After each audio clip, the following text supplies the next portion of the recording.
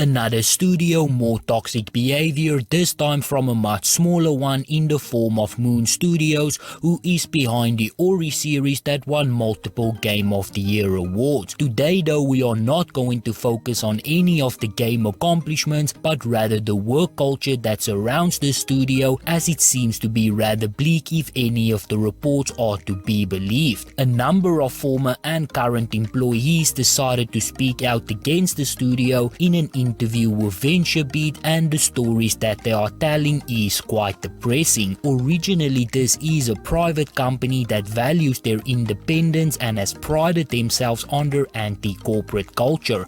In 2015, they were considered by Microsoft to join the team, but apparently some bridges were burned and that never happened. It is always good when a studio can keep their independence, but what is not good is casual racism, sexism and bullying being alleged by the developers. One developer said that the burnout from working under crunch was so bad that they fell into a depression. The only thing that helped them was watching people enjoy the game on Twitch. It made the suffering worth it, and that is obviously not the statement that you want to hear from a developer. Others say that they found the culture at the studio oppressive. They allege that the leaders call for an open workplace, but then use that honest culture they claim to support as a pretense for abuse. An example was given where one of the owners joked about killing all of the Jews by making them work themselves to death. The context showed that it was clearly a joke, and given that the two owners are Jewish and Austrian, I understand the humor, but making those type of comments in a developer's chat is probably not the best place to do it. There are many dark things that me and my friends joke about, none of which is appropriate to joke about at work.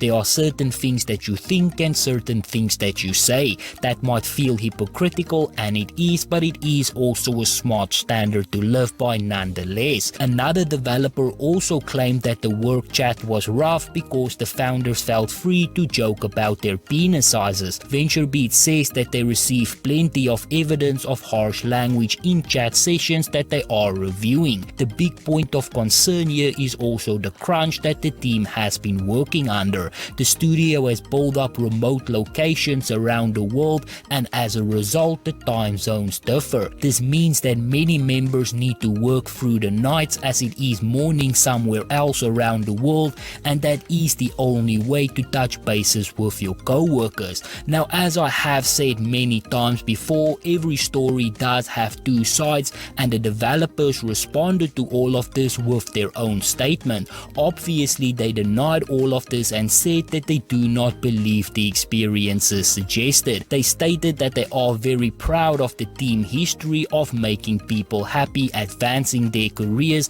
and contributing to their financial success. They said that they try to foster a vibrant culture where teams can thrive and deliver the best work in the industry. They also state that they share profits and reward efforts. They are quoted too by saying, "We believe that we have succeeded." Now, unfortunately, what you believe does not matter. The only thing that matters is the actual story. I believe that I am the best gaming news channel there is, but what I believe does not matter because my video analytics paints a far more depressing story that makes me want to cry myself to sleep every night. I will say though that they do produce some amazing games. Unfortunately, the game quality is not what is in question, it is the workplace culture. Another developer is quoted as saying it is an oppressive workplace for sure, but it is hard to pinpoint one thing because in isolation all of these incidents, if they happen once,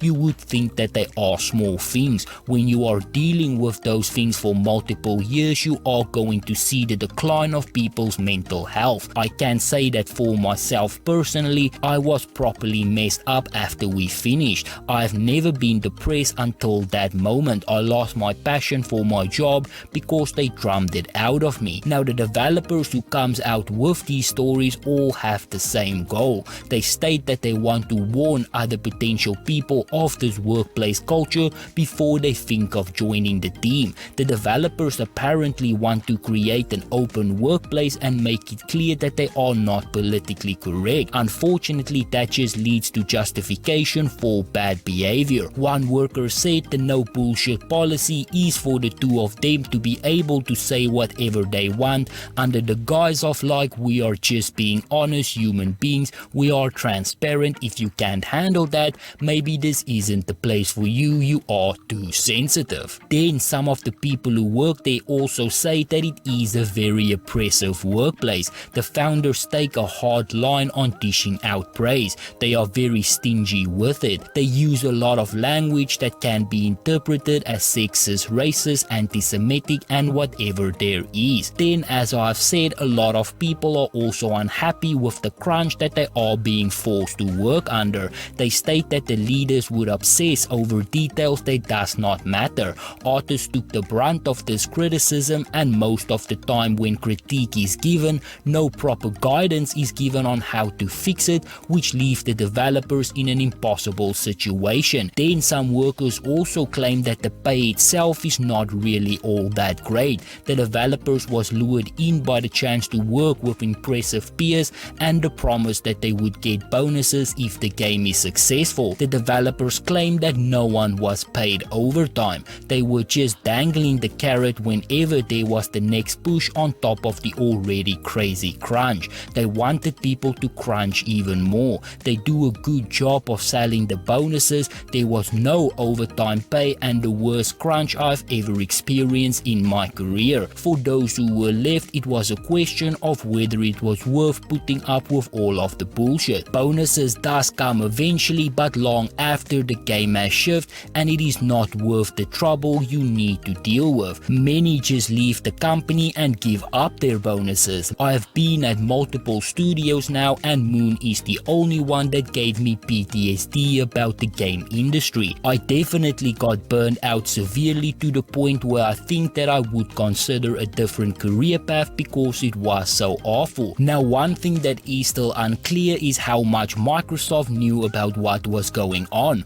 Although they did not own the studio, they did work with them and funded all of the projects. The relationship between the two studios is rocky, and as stated in the beginning, bridges was burned. Despite all of this, it does seem that Microsoft and Xbox did not know any of this was going on, as it is not their studio. They funded the projects and that was it. The studio is independent and therefore Microsoft had no say. Now in the end, it is a really unfortunate situation as the studio is responsible for two amazing games.